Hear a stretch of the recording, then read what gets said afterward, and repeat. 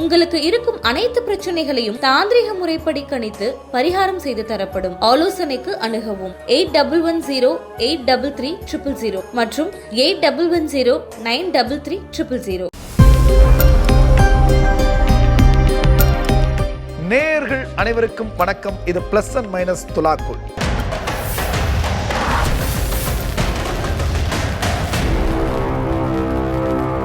ஒவ்வொரு வாரமும் திரையரங்கத்துக்கு வருகிற ஒரு திரைப்படத்தை எடுத்துக்கிட்டு அந்த திரைப்படத்தில் இருக்கிற ப்ளஸ் என்ன மைனஸ் என்ன அப்படிங்கிற விஷயங்களை நம்ம பகுத்தாய்ந்து பார்த்துக்கிட்டு இருக்கோம். அந்த வகையில் இந்த வாரம் திரைக்கு வந்திருக்கிற ஒரு திரைப்படம் விளையாட்டையும் சமூகத்தினுடைய அரசியலையும் ஒன்றாக சம விகிதத்தில் பேசியிருக்கிற ஒரு அற்புதமான படைப்பு. திரு இயக்குனர் மாரி செல்வராஜ் அவர்களுடைய 4 வெற்றி படங்களுக்கு அப்புறமா வெளிவந்திருக்கிற இந்த திரைப்படம் பைசன். கபடி கபடி கபடி கபடி கபடி கபடின்னா உனக்கு அவ்வளோ பிடிக்குமா என்ன? நம்ம ஊரில் பிறந்துட்டு கபடி பிடிக்காம வேணாது இருப்பானா?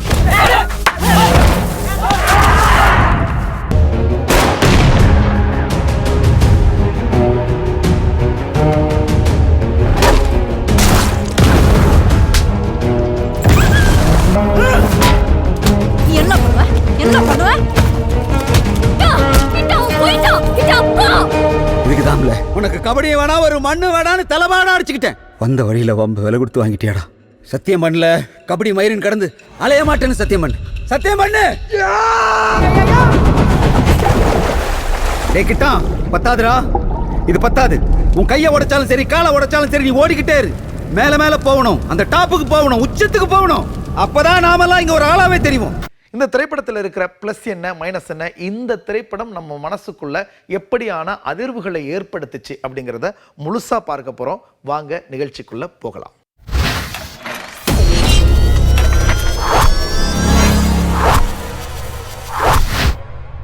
பைசன் திரைப்படத்தினுடைய ஒன்லைன் அந்த கதை சுருக்கம் என்ன அப்படின்னா, இந்த திரைப்படம் மன்னத்தி கணேசன் அப்படிங்கிற ஒரு கபடி வீரனுடைய வாழ்க்கையை மையமாக வைத்து சில கற்பனை விஷயங்களை எல்லாம் சேர்த்து புனையப்பட்ட ஒரு திரைப்படம். இதை படத்தினுடைய துவக்கத்திலேயே சொல்லிடுறாங்க. அதை தாண்டி இந்த படத்தினுடைய கதையை இன்னும் சுருக்கமாக சொல்லணும் அப்படின்னா, 90களின் துவக்கங்களில் தென் மாவட்டங்களில் இருவேறு சமூகங்களாக பிரிந்து சாதிய காழ்ப்புணர்ச்சியோட வன்முறையில் ஈடுபட்டு இருக்கிற ஒரு சூழலில் அந்த கிராமத்தில் இருக்கிற ஒரு இளைஞனுக்கு, ஒரு மாணவனுக்கு கபடியில் பெரிய இடத்துக்கு போகணுங்கிற கனவு.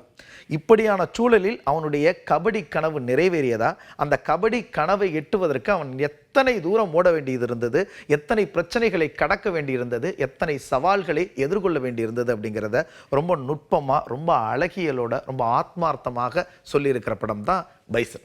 படத்தினுடைய முதல் ப்ளஸ் யார் அப்படின்னா, படத்தினுடைய நாயகன் துரு விக்ரம் அவர்கள் தான். ஏன் அவரை முதல் ப்ளஸ்ஸாக நம்ம சொல்கிறோம் அப்படின்னா, இந்த படத்தை பொறுத்த வரைக்கும் நம்ம பார்க்கறதுக்கு ஒரு 2 மணி நேரம் 48 நிமிஷம் தான் அந்த திரைப்படத்தினுடைய அந்த கால அளவு. ஆனால் இந்த திரைப்படத்திற்காக துரு விக்ரம் செலவிட்ட நாட்கள் இருக்கு இல்லையா, அது ரொம்ப அதிகம். கிட்டத்தட்ட 3.5-4 வருடங்களாக இந்த படத்திற்கு தன்னை தயார் செய்வதற்கு அவர் போட்டிருக்கிற உழைப்பு இந்த 2 மணி நேரம் 48 நிமிஷத்தில் நமக்கு திரையில் தெரியுது.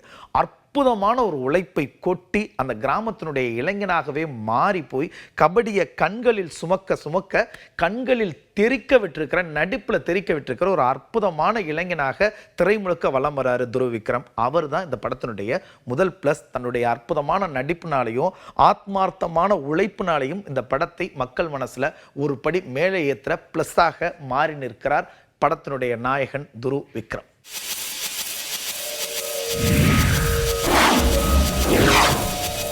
படத்தினுடைய அடுத்த ப்ளஸ் வேறு யாரும் இல்லை, படத்தினுடைய இயக்குனர் திரு மாரி செல்வராஜ் சார் அவர்கள் தான்.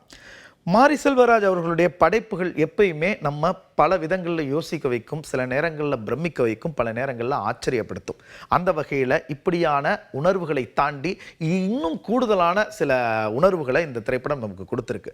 ஒரு மனிதனால் எப்படி இருவேறுபட்ட சமூகத்தினுடைய மனநிலையை இவ்வளவு நுட்பமாக புரிந்து கொண்டு சம தராசில் வச்சு பார்த்து ஒரு அற்புதமான படைப்பை உருவாக்க முடியும் அப்படிங்கிற ஆச்சரியத்தை இந்த படத்தினுடைய முடிவு நமக்கு சொல்லுது. மாரி செல்வராஜ் அவர்களுடைய அற்புதமான எழுத்து இந்த படத்துல மிளிருது அப்படின்னு தான் சொல்லணும். தன்னுடைய நுட்பமான திரை அறிவின் மூலமாக அழகான காட்சிகளாக மாற்றி அற்புதமான திரைப்படமாக கோர்த்து நமக்கு பிரசன்ட் பண்ணியிருக்கிறாரு இயக்குனர் மாரி செல்வராஜ் அவர்கள். அவர் இந்த திரைப்படத்தினுடைய பிளஸ்ஸாக மாறி மக்கள் மனசுல பைசன் திரைப்படத்தை ஒரு படி அப்படியே மேலே ஏத்துறார்.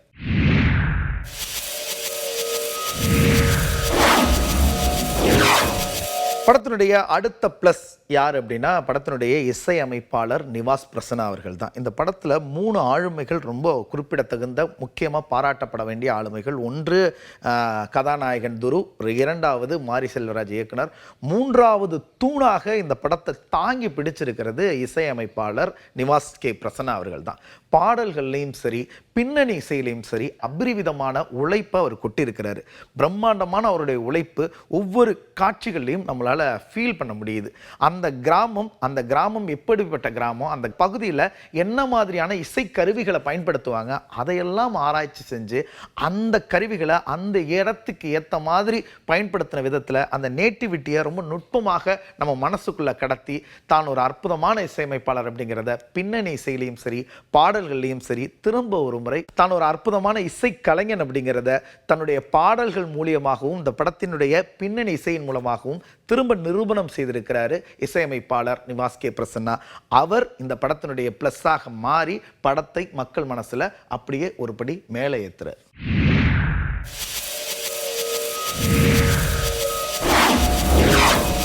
படத்தினுடைய அடுத்த பிளஸ் யார் அப்படின்னா நடிகர் அமீர்.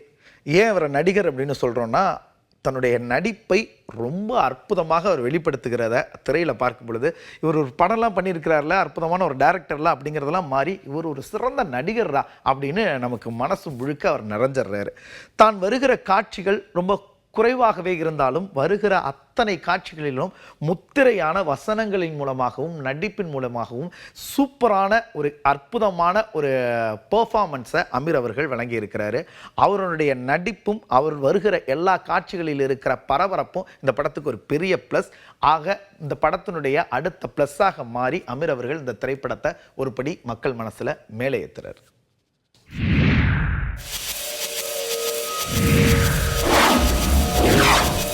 பைசன் திரைப்படத்தினுடைய அடுத்த பிளஸ் யார் அப்படின்னா நடிகர் பசுபதி அவர்கள் தான். பொதுவாக நம்முடைய தமிழ் திரைப்படங்களில் நம்ம பாசமாக தன்னுடைய மகனை பார்த்து கொள்கிற அணுகுகிற தந்தையினுடைய கதாபாத்திரங்களை நிறையா பார்த்துருக்கோம். ரொம்ப கோபக்கார தகப்பனையும் நம்ம பார்த்துருக்கோம். இது ரெண்டத்தையும் ஒரே புள்ளியில் வச்சு அன்பை கோபமாக வெளிப்படுத்துகிற அந்த கேரக்டர் தான் பசுபதி சாருக்கு. அந்த கேரக்டரை அற்புதமாக உள்வாங்கி தன்னுடைய கோபத்தை மகன்கிட்ட வெளிக்காட்டும் பொழுது அதில் ஒரு நூலிலையா அப்படியே அன்பும் சேர்ந்திருக்கும். அப்படி அன்பு கலந்து அந்த கோபத்தை வெளிப்படுத்துகிற ஒவ்வொரு காட்சிகள்லையும் தான் ஒரு அற்புதமான நடிகன் அப்படிங்கிறத திரும்ப திரும்ப நிரூபணம் செஞ்சுக்கிட்டே இருக்கிறாரு நடிகர் பசுபதி அவர்கள். அவர்களுடைய நடிப்பு இந்த படத்திற்கு மிகப்பெரிய பலம். அந்த பலம் ஒரு ப்ளஸ்ஸாக மாறி இந்த படத்தை மக்கள் மனசில் ஒரு படி அப்படியே தூக்கிட்டு போய் மேலே வைக்கிறாரு நடிகர் பசுபதி அவர்கள்.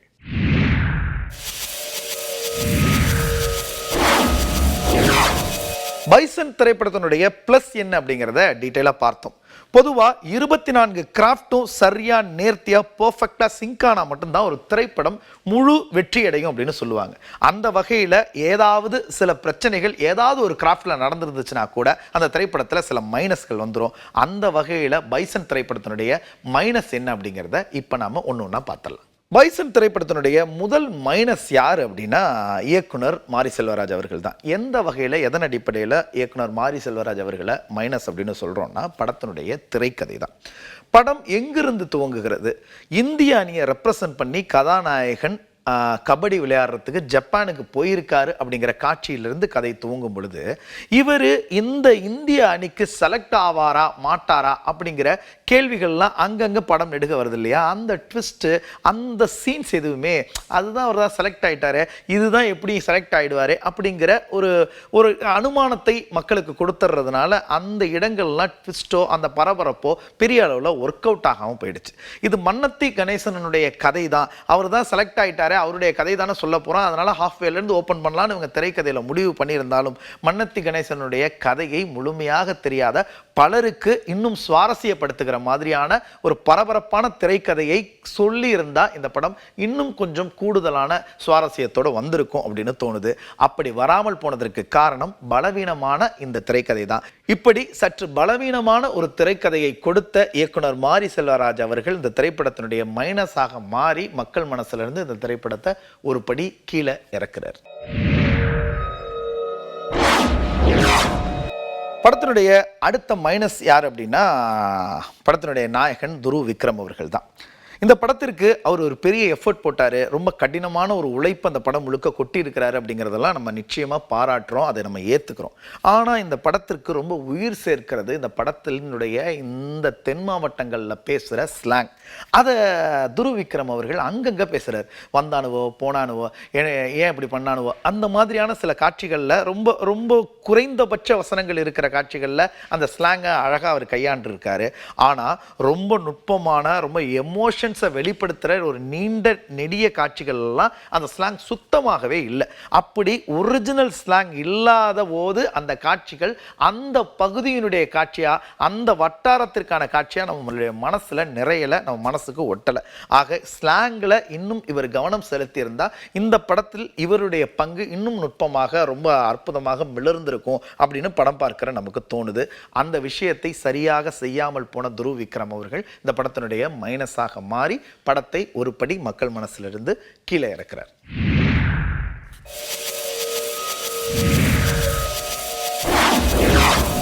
படத்தினுடைய அடுத்த மைனஸ் இயக்குனர் மாரி செல்வராஜ் அவர்கள் தான். காரணம் என்ன அப்படின்னா வலுவில்லாத காதல் காட்சிகள். இந்த படத்தினுடைய நாயகி அனுப்பமா அவங்களுக்கு நாயகன் துருவின் மீது ஒரு காத்திரமான ஒரு காதல் இருக்கு, பயங்கரமான ஒரு காதல் இருக்கு அப்படின்னு சொல்றாங்க. ஆனா துருவுக்கு அனுப்பமாவின் மீது காதல் இருக்கா இல்லையா, அவருக்கு அவங்கள பிடிக்குமா பிடிக்காதா, எந்த பாண்ட் அவங்களுக்குள்ள இருக்கு, எப்படியான பாண்ட் அது அப்படின்னு எந்த விதமான டீட்டெயிலிங்குமே இல்லாமல் போனது ஒரு நுட்பமே இல்லாத ஆழமே இல்லாத ஒரு காதல் காட்சிகளாக திரையில ஓடுறது படத்துக்கு ஒரு பெரிய மைனஸாக இருக்கு. அந்த வகையில அப்படியான காதல் காட்சிகளை படத்துல கோர்த்திருந்த விதத்துல படத்தினுடைய இயக்குனர் மாரி செல்வராஜ் அவர்கள் ஒரு மைனஸாக மாறி இந்த திரைப்படத்தை மக்கள் மனசிலிருந்து ஒரு படி கீழே இறக்கிறார்.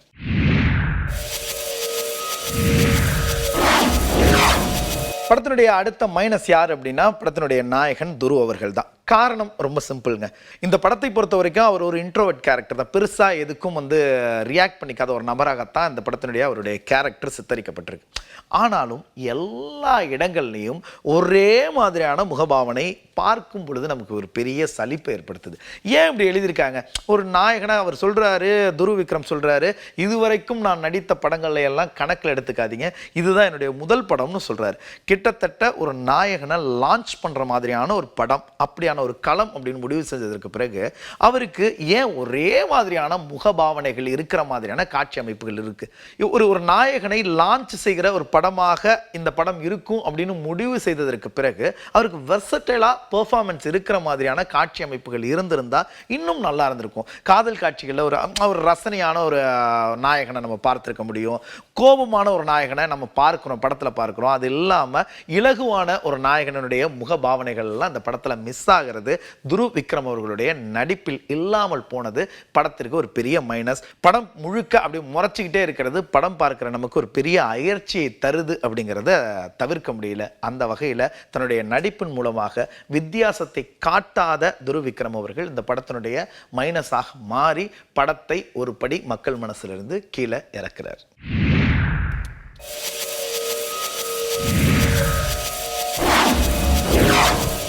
படத்தினுடைய அடுத்த மைனஸ் அதுவும் வேறு யாரும் இல்லை, படத்தினுடைய இயக்குனர் மாரி செல்வராஜ் சார் அவர்கள் தான். காரணம் என்ன அப்படின்னா படம் பார்க்கிற பொழுது நிறைய காட்சிகள் ஒரே விஷயத்தை திரும்ப திரும்ப பேசுகிற மாதிரி இருக்கு. நீ கபடி விளையாட போகக்கூடாதுன்னு பசுபதி தன்னுடைய மகன்கிட்ட சொல்கிற மாதிரியான காட்சிகளே 2-3 இடங்களில் வருது. நான் கபடி விளையாட போவேன் அப்படின்னு மகன் உறுதியாக நிற்கிற மாதிரியான காட்சிகளும் வேறு வேறு இடங்களில் வேறு வேறு எமோஷன்ஸில் வேறு வேறு சூழலில் ஒரே மாதிரியான காட்சிகள் அடிக்கடி வருகிற மாதிரியான ஒரு திரைக்கதை வடிவமைப்பு அப்படிங்கிறது இந்த படத்தினுடைய மிகப்பெரிய மைனஸ். அந்த வகையில் இந்த படத்தினுடைய இயக்குனர் மாரி செல்வராஜ் அவர்கள் இந்த படத்திற்கு மைனஸாக மாறி மக்கள் மனசிலிருந்து ஒரு படி பைசன் திரைப்படத்தை இறக்கிறார்.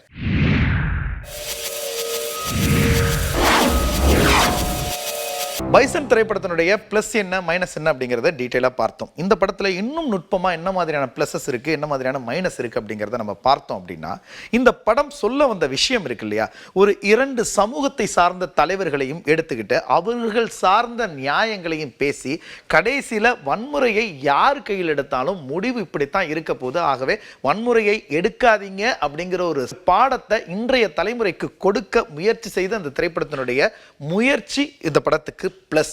ஆனா அதே நேரத்தில் அதற்காக இவர்கள் திரையில காட்டிய அந்த ரத்தமும் சதையுமான காட்சிகள் அவசியமா அப்படின்னா அவசியம் இல்லை அப்படின்னு தான் தோணுது. இவ்வளவு வன்முறையோட தான் இந்த பாடத்தை மக்களுக்கு அவங்க சொல்லிக் கொடுக்கணுமா அப்படின்னா நிச்சயமாக இல்லை. ஆனால் ரத்தமும் சதையுமான காட்சிகள் நிறையவே இந்த படத்தில் அமைஞ்சது இருந்தது இந்த படத்தினுடைய மிகப்பெரிய மைனஸ்.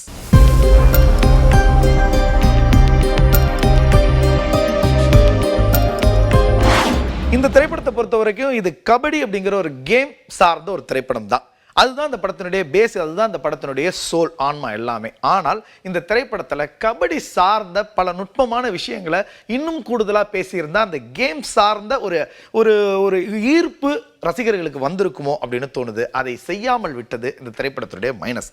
ஆனால் படத்தில் கேம் சார்ந்த பல நுட்பங்களை பேசாமல் போனாலும் தமிழ்நாடை தாண்டி வெளி மாநிலங்களுக்கு இல்லை இன்டர்நேஷ்னல் லெவலில் ஒரு கேமினுடைய பிளேயராக மாறுவதற்கு எப்படியான அரசியல்களை எல்லாம் சாதாரண அடித்தட்டு மக்கள் சந்திக்கிறாங்க, பொதுவாக தமிழர்களை வடக்கு மாநிலத்தவர்கள் எப்படி பார்க்கிறாங்க அப்படிங்கிற நுட்பமான விளையாட்டுத் துறையில் இருக்கிற அரசியலை பேசிய விதம் இந்த படத்தினுடைய மிகப்பெரிய பிளஸ்.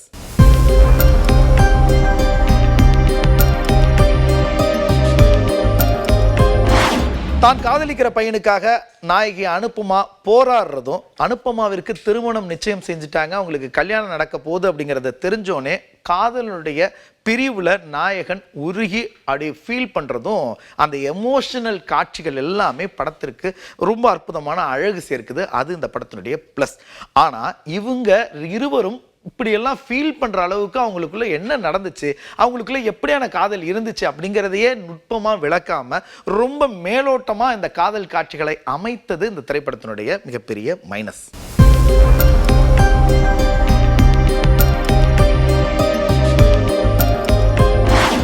விளையாடுற எல்லா மேட்ச்லையுமே நாயகன் வெற்றியை மட்டும்தான் பார்க்கிறாரு. அவருக்கு விளையாட்டில் எந்த விதமான பிரச்சனையும் இல்லை, வெளியில் இருக்கிற அந்த சமூகத்தினால தான் அவருக்கு பிரச்சனைங்கிற மாதிரியே எல்லா காட்சிகளும் இருக்கு. கேமில் அவருக்கு ஏற்ற இறக்கம் இருக்கிற மாதிரியான கிராஃப் இருந்திருந்தா படம் இன்னும் கொஞ்சம் சுவாரஸ்யமாக அமைஞ்சிருக்கும். அப்படி இல்லாமல் போனது இந்த படத்தினுடைய மைனஸ். ஆனாலும் இந்த கிராஃபில் சிக்கல்கள் இருந்தாலும் படத்தினுடைய ஒட்டுமொத்த கிராஃப்ட் எல்லாமே ரொம்ப அற்புதமாக வேலை செஞ்சிருக்காங்க அப்படின்னு தான் சொல்லணும். தான் சொல்ல வந்த அரசியலை, தான் பேச நினைத்த விஷயங்களை மீண்டும் அழுத்தம் திருத்தமாக இந்த திரைப்படத்தில் பேசி மீண்டும் இதை ஒரு வெற்றி படமாக மாற்றிய விதத்தில் மாரி செல்வராஜ் அவர்கள் இயக்குனராக இந்த திரைப்படத்தில் வெற்றி அடைந்திருக்கிறாரு. அவருடைய அந்த வெற்றி தான் இந்த படத்தினுடைய மிகப்பெரிய பிளஸ்.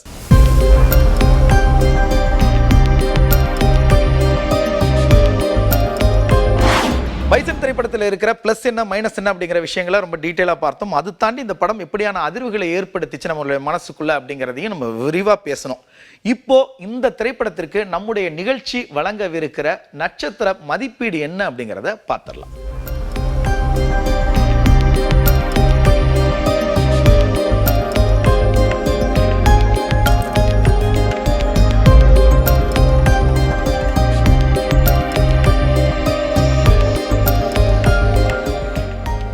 பைசன் திரைப்படத்திற்கு நம்முடைய நிகழ்ச்சி வழங்கி இருக்கிற நட்சத்திர மதிப்பீடு 4. நேர்களே, மீண்டும் வேறொரு திரைப்படத்தோடும் அந்த திரைப்படம் சார்ந்த செய்திகளோடும் அந்த திரைப்படத்தில் இருக்கிற பிளஸ் என்ன மைனஸ் என்ன அப்படிங்கிற டீடைல்ஸோடும் உங்களை மீண்டும் வந்து சந்திக்கிறோம். அதுவரையில் உங்களிடமிருந்து விடைபெறுகிறோம்.